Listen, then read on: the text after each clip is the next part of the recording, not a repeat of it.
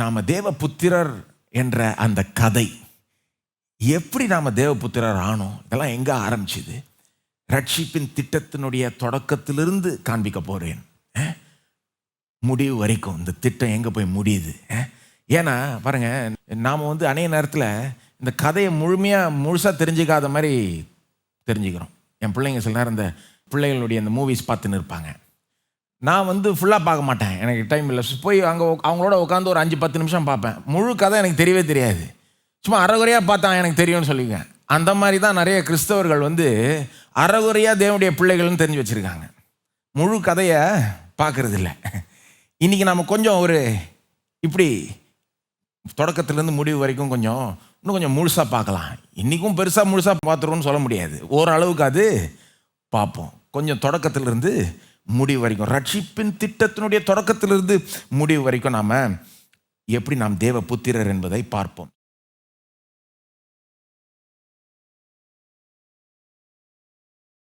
இதுதான் பார்க்க போகிறோம். ஓகே, ஆரம்பிப்போம், கதையை ஆரம்பிப்போம். கதை என்ன கதை? நாம் தேவனுடைய புத்திரர் ஆனோம், தேவ புத்திரராக இருக்கிறோம். இந்த கதையை எங்கே தொடங்குறது? இது நம்முடைய கதை, ஒவ்வொரு விசுவாசியினுடைய கதை. இது உங்கள் ரட்சிப்பில் தொடங்க முடியாது.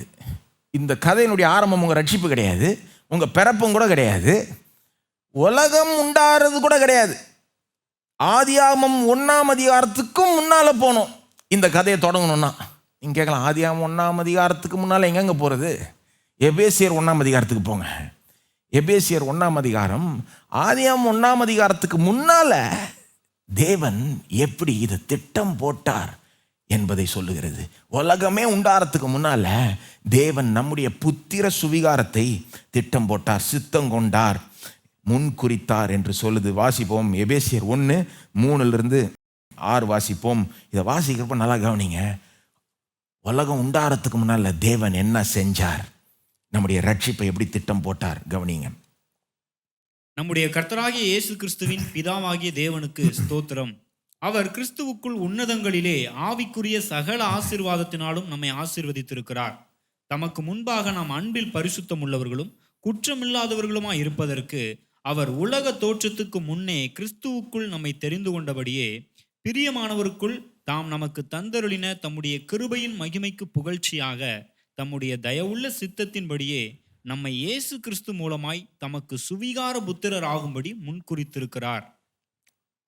இந்த பகுதியில் பவுல் அப்படியே தேவனை ஸ்தோத்தரிக்கிறார். சகல ஆவிக்குரிய ஆசீர்வாதத்தினால் தேவன் நம்மை உன்னதங்களில் ஏற்கனவே ஆசீர்வதிச்சிட்டார், உமக்கு ஸ்தோத்திர ஆண்டவரேன்னு ஸ்தோத்தரிக்கிறார். அப்புறம் அதில் ஆசீர்வாதங்களில் சிலதை சொல்கிறாரு. அந்த ஆசீர்வாதங்களில் உச்சகட்டமாக என்னத்தை சொல்கிறாருன்னு நீங்கள் கவனிச்சிங்கன்னா என்ன சொல்கிறாருன்னா, 6ஆம் வசனத்தில் தமக்கு சுவிகார புத்திரர் ஆகும்படி, உச்சகட்டமான ஆவிக்குரிய ஆசீர்வாதம் எபேசியர் 1 இதுதான். தமக்கு சுவிகார புத்திரர் ஆகும்படி, எல்லாம் சொல்லுங்க, தமக்கு சுவிகார புத்திரர் ஆகும்படி முன்குறித்திருக்கிறாராம். முன்குறித்திருக்கிறார், முன்குறித்திருக்கிறார்ன்றது ரொம்ப ஸ்ட்ராங்கான வார்த்தை. முன்குறித்திருக்கிறார்னா வெறும் யோசித்து பார்த்தார் மட்டும் இல்லை, வெறும் திட்டம் போட்டார்ன்றது மட்டும் இல்லை, தீர்மானித்து விட்டார். இப்படிதான் இருக்க போகுது. எப்படிதான் இருக்க போகுது? நீங்க அவருக்கு மகனா இருக்க போகிறீர்கள், அவருடைய பிள்ளையா இருக்க போகிறீர்கள், குடும்பத்தில் ஃபுல் ரைட்ஸை பெற்றுக்கொள்ள போகிறீர்கள் என்று முன்குறித்து விட்டார். சுவிகார புத்திரர் ஆகும்படினா என்ன அர்த்தம்?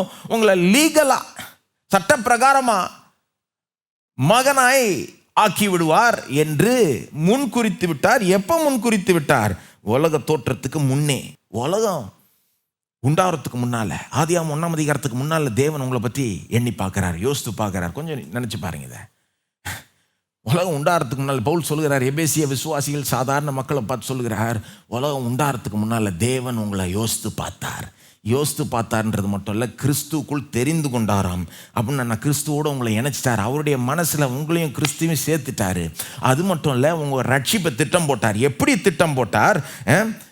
தம்முடைய தயவுள்ள சித்தத்தின்படியே நம்மை இயேசு கிறிஸ்து மூலமாய், இயேசு நமக்காக ஏதோ செய்கிறதன் மூலமாய் தமக்கு சுவிகார புத்திரர் ஆகும்படி முன்குறித்திருக்கிறார். உலகம் உண்டாகிறதுக்கு முன்னாலேயே இவ்வளோ செஞ்சுட்டார், இவ்வளோ திட்டம் போட்டார் தேவன். சித்தம் கொண்டார். இது சும்மா ஏதோ நினைச்சாருன்னு உட்காந்து ஒரு பிளான் மாதிரி போட்டு அந்த சித்தத்தின்படி அவருக்கு தெரியும் மனுஷன் உண்டாக்குறப்ப அவன் விழுவான், அந்த வீழ்ச்சிக்கு ஒரு ரட்சிப்பு அவசியம், இயேசு தான் ரட்சிப்பார், எல்லாத்தையும் பிளான் பண்ணிட்டு அது மட்டும் இல்லை உங்களை அவருடைய குடும்பத்தில் சேர்த்துக்க போறார். இதெல்லாம் இதையும் திட்டம் போட்டார். எப்படி சேர்ப்பாராம்? வெறும் குடும்பத்தில் ஒருத்தர் இல்லை, குடும்பத்தில் மகன், குடும்பத்தில் நீங்கள் பெற்றுக்கொள்ளக்கூடிய மிக மேக்சிமம் ஸ்டேட்டஸ் புத்திர சுவிகாரம் அப்படின்னு என்ன அர்த்தம்? மகனை ஆக்குறார். மகனை ஆக்கும்படி முன் குறிச்சிட்டார் உலகம் உண்டாரத்துக்கு முன்னாலேயே. இங்கே தான் ஆரம்பிக்குது ரட்சிப்பின் திட்டம். கொஞ்சம் கவனிங்க, ரட்சிப்பை தேவன் எப்படி யோசிக்கிறார், எப்படி திட்டம் போடுகிறார். ஏதோ ஒரு பாவ மன்னிப்பு ஒரு நாள் நமக்கு வந்து சேரணுன்ற மாதிரி திட்டம் போடல. ஏதோ பரலோகத்துக்குள்ள அப்படியே நுழைஞ்சிடணும் அப்படின்னு மட்டும் திட்டம் போடல. ஏதோ சில ஆசீர்வாதங்களை பெற்று அனுபவிக்கணும்னு மட்டும் திட்டம் போடல. அவருடைய குடும்பத்தில் ஒரு அங்கத்தினராக இருக்கணும், அதுவும் குடும்பத்தில் நமக்கு கிடைக்கக்கூடிய மிக மேக்சிமம் ஒரு ஸ்டேட்டஸ், ஒரு அந்தஸ்து கிடைக்கணும், ஒரு மகன் அப்படின்றத தேவன் திட்டம் போட்டார். ரட்சிப்பை தேவன் எப்படி யோசித்து பார்த்தார்ன்றது கவனிங்க. ரட்சிப்பின் திட்டத்தை தேவன் தாங்க போட்டார்.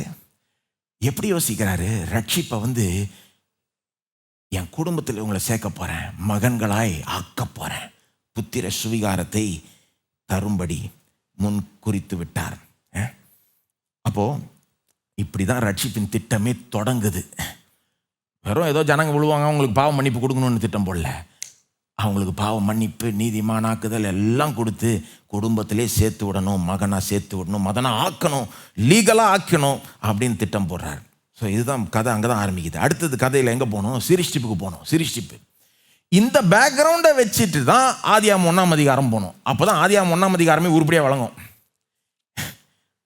ஆதியாகமம் 1ஆம் அதிகாரத்துக்கு முன்னால் எப்படி திட்டம் போட்டார்ன்றத தெரிஞ்சுக்கிட்டீங்கன்னா இப்போ ஆதியாகமம் 1ஆம் அதிகாரம் இன்னும் கொஞ்சம் நல்லா புரியும். ஆதியாகமம் 1ஆம் அதிகாரத்தில் என்ன பார்க்குறோம்? நம்ம தேவன் ஒரு அருமையான உலகத்தை சிருஷ்டிக்கிறார். ஒரு அழகான உலகம், ஒரு மகிமையுள்ள உலகம். யோசித்து பார்த்துருக்கீங்களா இன்னைக்கு? அது ஏன் இவ்வளோ நல்ல ஒரு உலகத்தை சிருஷ்டித்தார்? மனுஷன் கெடுத்து வச்ச உலகத்தை பற்றி பேசலை நான். இங்கே பார்த்தீங்கன்னா மனுஷன் ஆக்கின உலகம் தான் தெரியுது. மனுஷன் ரோடு போட்ட உலகம், பில்டிங் கட்டின உலகம், மரத்தெல்லாம் வெட்டி வேறு விதமாக பண்ண உலகம். நான் சொல்கிறது தேவன் உண்டாக்கின உலகம். இதை பார்க்கணுன்னா நீங்கள் சில மனுஷன் போகாத இடத்துக்கு போய் பார்க்கணும். மனுஷன் போகாத இடத்துக்கு போய் பார்த்துருக்கீங்களா? சுத்தமாக இருக்கும், பர்ஃபெக்டாக இருக்கும், அழகாக இருக்கும், மகிமை உள்ளதாக இருக்கும். அது பார்த்தீங்கனாலே தேவ மகிமை. கொஞ்சம் இந்த விழுந்து போன உலகத்தில் கூட அதில் தேவனுடைய மகிமை தெரியும். மனுஷன் எங்கெங்கே போனான்னா அங்கே தான் கொஞ்சம் ஒரு மாதிரி இருக்கும். நான் சொல்கிறது தான் அந்த மாதிரி இதை சொல்கிறேன். தேவன் உண்டாக்கின உலகம், மனுஷன் கை வைக்காத உலகம் அப்படி சொல்கிறேன். ஆதியாகமம் 1ஆம் அதிகாரத்தில் இந்த விழுந்து போன உலகம் கூட கிடையாது. விழுந்து போகிறதுக்கு முன்னால் உலகம் எப்படி இருந்திருக்கும்னு கொஞ்சம் யோசித்து பாருங்க. எவ்வளோ பர்ஃபெக்டாக இருந்திருக்கும், எவ்வளோ அழகாக இருக்கும். ஏன் இப்படிப்பட்ட ஒரு அருமையான ஒரு மகிமையுள்ள ஒரு உலகம் மனுஷனுக்காக உண்டாக்குறார்? ஏன் மனுஷனுக்காக இவ்வளோ பெரிய உலகம், இவ்வளோ அருமையான உலகம் மனுஷனுக்காக தான் உண்டாக்குறார். ஆதியாகமம் 1ஆம் அதிகாரத்தில் மனுஷனுக்காக ஏன் இவ்வளோ பெரிய உலகத்தை உண்டாக்கணுங்க கொஞ்சம் யோசித்து பார்த்துருக்கீங்களா? மனுஷனுக்காக ஏங்க இவ்வளோ? ஏன்னா மனுஷனை தன்னுடைய மகனாக யோசிக்கிறார். இப்படி புரிஞ்சுக்கிட்டீங்கன்னா தான் உலகத்தையே புரிஞ்சிக்க முடியும். ஏன் இப்படிப்பட்ட உலகம்? மனுஷனை மகனாக எண்ணி சிருஷ்டிக்கிறார். அவனுக்காக இந்த உலகத்தை சிருஷ்டிக்கிறார். அப்போ தன்னுடைய மகனுக்கு எவ்வளோ கொடுக்கணுமோ அவ்வளோ கொடுக்குறார். ஆதியாகமம் 1ஆம் அதிகாரத்தில் பல காரியங்களை தேவன் செய்கிறார். மனுஷனை ஆசீர்வதிக்கிறார். 1ஆம் அதிகாரம் 28ஆம் வசனத்தில் மனுஷனை தேவன் ஆசீர்வதிக்கிறார். நீ பலுகி பெருகி பூமியை நிரப்பி கீழ்ப்படுத்தி ஆண்டுகொள். அந்த வசனத்தை நம்ம திரும்ப திரும்ப பார்த்துட்டோம். ஆனால் யோசித்து பார்த்துருக்கீங்களா? தேவன் மனிதன் இடத்துல பேசின முதல் வார்த்தைகள் என்ன? அதுதான் தேவன் மனுஷன் இடத்துல பேசின ஃபர்ஸ்ட் வேர்ட்ஸ். என்ன வேணா பேசியிருக்கலாம். மரியாதையாக இரு, இல்லைன்னா தொலைச்சிருவேன்னு பேசியிருக்கலாம். நான் சொல்கிற பேச்சை கேட்கலன்னா அப்படின்னு பேசியிருக்கலாம். இதுதான் இப்படி கரெக்டாக இந்த நேரத்துக்கு எந்திரிக்கணும், இந்த நேரத்துக்கு வேலையை செய்யணும், இந்த நேரத்துக்கு இப்படி இருக்கணும், மரியாதையாக இருக்கணும் பேசியிருக்கலாமா? ஒரு எம்ப்ளாயிட்ட பேசியிருக்க மாதிரி பேசியிருக்கலாம். எம்ப்ளாயை ஃபஸ்ட்டு நம்ம ஸ்ட்ரிக்டாக பிடிப்போம், இல்லைன்னா அதுக்கப்புறம் தலைக்கு மேலே ஏறிடுவாங்க. ஃபஸ்ட்டே ரூல் போட்டிருக்கலாம். 2ஆம் அதிகாரத்தை பேசுகிறத 1ஆம் அதிகாரத்தை பேசியிருக்கலாம். இந்த மரத்தின் கனியை சாப்பிடாத, சாப்பிட்டா காலி, முதல்ல அதை பேசியிருக்கலாம். வேணும் என்ன பண்றாரு, எப்படி பேசுறார் தேவன் மனுஷன்ட்ட? தேவாதி தேவன், வானத்தையும் பூமியும் உண்டாக்கின தேவன், மனுஷனுக்கு ஜீவனை கொடுத்த தேவன், அவனை பார்த்து எப்படி பேசுறாரு? நீ பலுகி பெருகி பூமியை நிரப்பி கீழ்ப்படுத்தி ஆண்டுக்குள். ஏன் அவ்வளோ ஒரு கிருபையுள்ள வார்த்தைகள்? ஏன் அவனை பார்த்து ஏப்பா நீ நல்லா இரு, நீ ஆசீர்வாதமா இரு என்று அவனை ஆசீர்வதிக்கிறார். நீ நல்லா இருப்பது எனக்கு முக்கியம். ஏன் அந்த அளவுக்கு போறாரு? யோசித்து பார்த்துருக்கீங்களா? ஏன் அவனை தன்னுடைய மகனா பார்க்கிறார். இதை புரிஞ்சுக்கிட்டாதான் அதையே புரிஞ்சுக்க முடியும். ஏன் நம்முடைய ஆசீர்வாதம் கடவுளுக்கு அவ்வளோ முக்கியம்? உங்க ஆசீர்வாதம் உங்களுக்கு முக்கியம். ஆனா உண்மை என்ன தெரியுமா? உங்க ஆசீர்வாதம் உங்களுக்கு எவ்வளவு முக்கியம் என்பதை காட்டிலும் அவருக்கு அதை விட முக்கியம். ஆதாம் கேட்டு வாங்கிக்கல ஆசீர்வாதம், காலில் விழுந்து வாங்கிக்கல ஆசீர்வாதத்தை, அவரே முன் ஆசீர்வதிக்கிறார். எப்படி அவனை யோசிக்கிறார் பாருங்க. ஆதாமை எவ்வளோ ஒரு கிருபையோட நடத்துறாரு. சொந்த பிள்ளைய நடத்துற மாதிரி நடத்துறாரு. நீ நல்லா இரு ஆதாமே, எவ்வாளே பலுகி பெருகி பூமியை நிரப்பி கீழ்ப்படுத்தி ஆண்டுக்குள். ஏன் அப்படின்னா மகனா யோசிக்கிறார். என்ன மாதிரி வார்த்தைகளை சொல்றாரு பாருங்க. கீழ்ப்படுத்தி ஆண்டுக்குள். அந்த கடைசி 2 வார்த்தைகள் மற்ற எந்த சிருஷ்டிப்புக்கும் சொல்லலை, மனுஷனுக்கு மட்டும் சொல்றாரு. ரொம்ப ஓவரான வார்த்தைகள், கொஞ்சம் யோசித்து பாருங்க. அதை கீழ்ப்படுத்தி ஆண்டுக்குள். அதுக்கப்புறம் சொல்றாரு உலகத்தையும் அவனுக்கு கொடுத்துருக்கேன், ஆளுக நீ ஆளுன்றாரு. சில பேர் அதை பார்க்கும்போது ஷாக் ஆயிடுறாங்க. ஏங்க கடவுள் இந்த மாதிரி பேசிட்டாரு, ரொம்ப பெரிய தப்பான ஸ்டெப் எடுத்துட்டாரு, மனுஷன்ட்ட இவ்வளோ பவர் கொடுக்கலாமா? அவங்க பார்க்கறது வேற, கடவுள் பார்க்கறது வேற. கடவுள் மனுஷன் எப்படி பார்க்கறாரு? என்னுடைய மகன், மகனா இருக்கும்படி உண்டாக்கி இருக்கிறேன். ஆனால் தான் ஆளுகை, ஆனால் தான் தேவனுடைய சாயல் ரூபத்திலையும் உண்டாக்கினார் மனுஷனை. ஏன் பாருங்க, ஆதியாகமம் 1ஆம் அதிகாரம் ஏன் நீங்க கேள்வி எழுப்புனீங்கன்னா இதுதான் பதில். எது? அந்த மனுஷனை தன்னுடைய மகனாய் தேவன் யோசிக்கிறார். ஏன் சொந்த சாயல் ரூபத்திலையும் உண்டாக்கினார் மனுஷனை? யோசித்து பார்த்துருக்கீங்களா? ஏன்?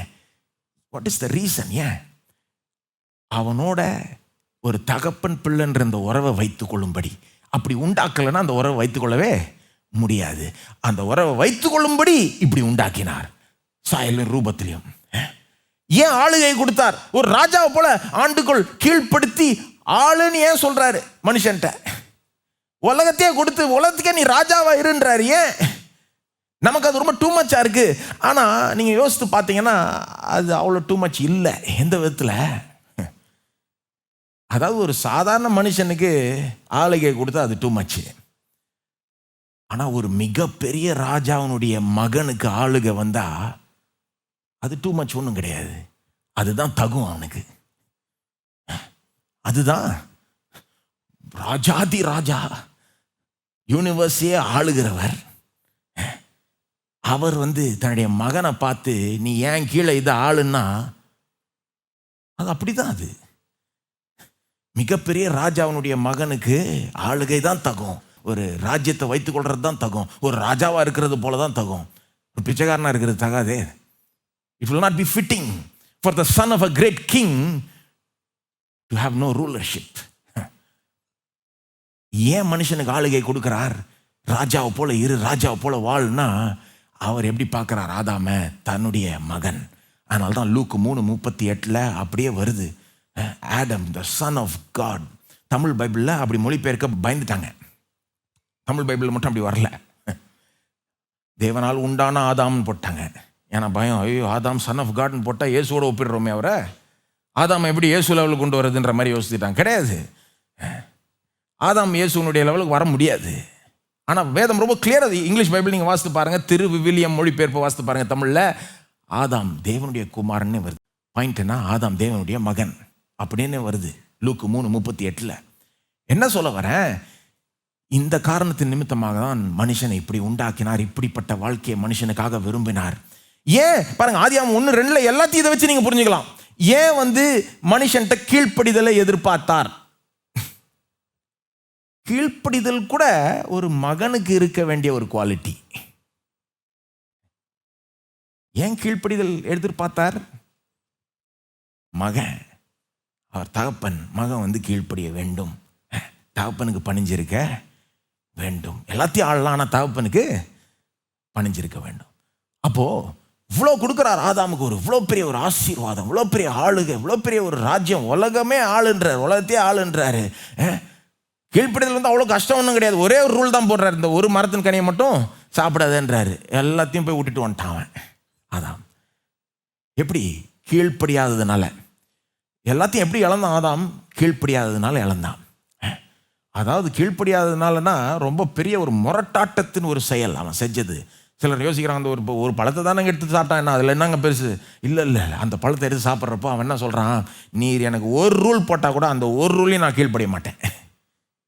இந்த ஒரு காரியத்தை மட்டும் செய்யாதேன்னு சொன்னீர் தேவனே, அந்த ஒரு காரியத்தை தான் நான் செய்வேன். உமக்கு கொஞ்சம் கூட பணிஞ்சிருக்க மாட்டேன், உன்னை கீழ்ப்படிய மாட்டேன், கனப்படுத்த மாட்டேன். மனுஷனுக்கு உலகத்தையே கொடுக்குறாரு ஆளுன்னு சொல்லி அதை ஆள்றதை விட்டுட்டு அவனுக்கு மேலே இருக்கிற தேவனையே ஆள பார்க்குறான். அது முடியாது. அப்படி ட்ரை பண்ணால் எல்லாம் போயிடும். வாழ்க்கையினுடைய சீக்ரெட் என்னன்னா, அவர்கிட்ட கரெக்டாக இருந்தால் எல்லாத்தையும் ஆளலாம், அவரை கீழ்ப்படிஞ்சிருந்தால் எல்லாத்தையும், அவர்கிட்ட தாறுமாறாக இருந்துக்கிட்டால் எல்லாமே போயிடும். அதுதான் ஆச்சு ஆதாமுக்கு.